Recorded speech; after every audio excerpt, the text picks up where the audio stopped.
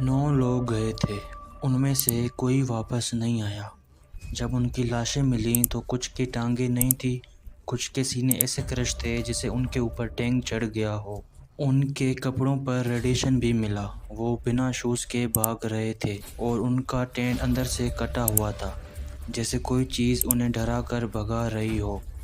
اور سب سے بڑی بات، آج تک 67 سال بعد بھی کسی کو نہیں پتا کہ آخر ہوا کیا تھا۔ یہ مسٹری ہے ڈیار لاو پاس انسیڈنٹ کی۔ فیبروری 1959 کی بات ہے، یورل ماؤنٹنز رشیا میں، وہاں ٹیمپریچر -30 ڈگری ہوتا تھا۔ ایک گروپ تھا 10 لوگوں کا، سب ینگ تھے، 20 سے 25 سال کے سب ایکسپیرینس ہائیکرز تھے۔ ان کا لیڈر تھا آئیگور ڈیاٹلاو، اس لیے اس انسیڈنٹ کو ان کا نام دیا گیا۔ وہ 10 دن کے ٹریکنگ ٹرپ پر گئے۔ ان میں سے ایک ہائیکر یوری یودین بیمار ہو گیا تو وہ پیچھے لوٹ گیا، باقی 9 آگے بڑھے۔ 1 جنوری 1959 کو وہ اپنا لاسٹ کیمپ لگانے والے تھے اور آگے کیا ہوا کسی کو نہیں پتا۔ 12 فروری تک ان کا کوئی کانٹیکٹ نہیں آیا۔ فیملی نے پولیس میں رپورٹ کیا، سرچ ٹیم نکلی اور جو انہوں نے دیکھا وہ کسی ہارر فلم سے کم نہیں تھا۔ 26 فروری 1959 کو سرچ ٹیم نے ٹینٹ دیکھا۔ ٹینٹ پہاڑ کی ڈھال پر تھا، لیکن ٹینٹ اندر سے کٹا ہوا تھا۔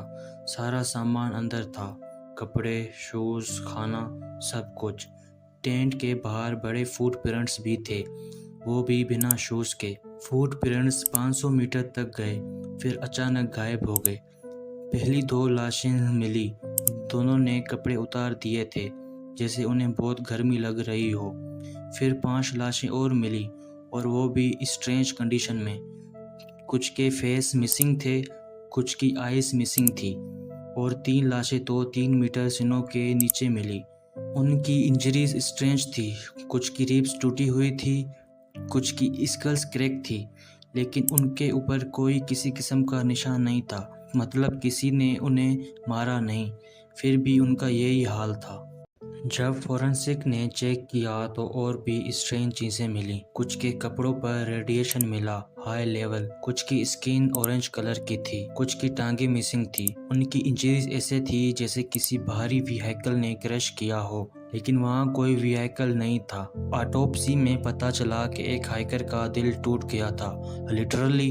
انٹرنل انجریز اتنی تھی کہ وہ ہارٹ اٹیک سے مرا، لیکن باہر کوئی اسکریچ نہیں تھا۔ اور سب سے اسٹرینج بات، ان میں سے کچھ کے کپڑے ریڈیو ایکٹیو تھے۔ آج تک سائنٹسٹ کو کنفیوز ہے کہ ریڈیو ایکٹیو کہاں سے آیا، کیا وہ کسی سیکرٹ ملٹری ٹیسٹ کے بیچ آ گئے یا وہاں کوئی ہڈن ویپن تھا۔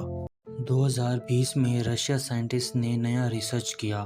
انہوں نے کمپیوٹر سیمولیشن بنائی۔ ان کا کہنا ہے کہ کوئی کیٹابک ونڈ تھی، ایک اسپیشل ٹائپ کی آندھی جو ماؤنٹن میں آتی ہے۔ یہ ونڈ اتنی فاسٹ ہوتی ہے کہ وہ ٹینٹ کو کرش کر سکتی ہے اور انفرا ساؤنڈ جنریٹ کر سکتی ہے۔ ریڈیشن کا ایکسپلینیشن یہ ہے کہ کچھ ہائیکرز اپنے کیمرہ میں ریڈیو ایکٹیو لینس یوز کر رہے تھے، کیونکہ پرانے کیمراز میں ریڈیو ایکٹیو گلاس ہوتا تھا، پر یہ تھیوریز ابھی بھی کنفرم نہیں ہے۔ 2026 میں بھی نئے ریسرچ چل رہے ہیں، آج تک کوئی فائنل آنسر نہیں آیا۔ تو ڈیاٹلاو پاس میں آخر ہوا کیا تھا؟ ریالٹی یہ ہے کہ ہم نہیں جانتے۔ سائنس کے پاس کچھ آنسرز ہیں لیکن پورے نہیں۔ Avalanche, infrasound, military test, natural wind, سب پاسبل ہے، پر کوئی بھی تھیوری سب کچھ ایکسپلین نہیں کرتی۔ یہ مسٹری 67 سال سے انسولوڈ ہے اور لگتا ہے آنے والے سالوں میں بھی انسولو ہی رہے گی، کیونکہ ایویڈنس بہت پرانے ہو چکے ہیں۔ پر یہ مسٹری صرف ایک انسیڈنٹ نہیں، یہ انسان کی کیوریوسٹی کا سمبل ہے۔ ہم وہی جاننا چاہتے ہیں جو نہیں جانتے۔ اگر آپ کو ایسی مسٹری پسند ہے تو لائک کرو، شیئر کرو، اور ہاں، سبسکرائب کرنا مت بھولیے گا۔